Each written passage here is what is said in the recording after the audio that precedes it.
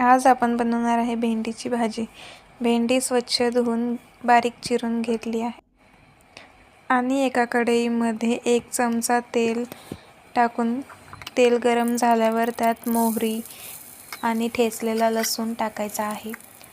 लसूण चांगला परतून झाल्यावर कापलेली भेंडी टाकून घ्यायची आहे. भेंडी तेलात परतायची. भेंडी चांगली परतून घ्यायची आहे जेणेकरून ती चिकटणार नाही आणि सुटसुटीत होईल.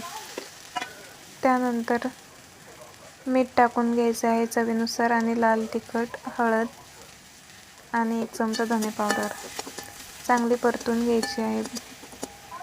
परतल्यानंतर 5 मिनिटं झाकून ठेवून भेंडी शिजू द्यायची. आणि या ठिकाणी आपली भेंडीची भाजी तयार आहे. आवडल्यास like, share, comment and subscribe करा. व्हिडिओ कसा वाटला हे आम्हाला कमेंटमध्ये सांगा नक्की.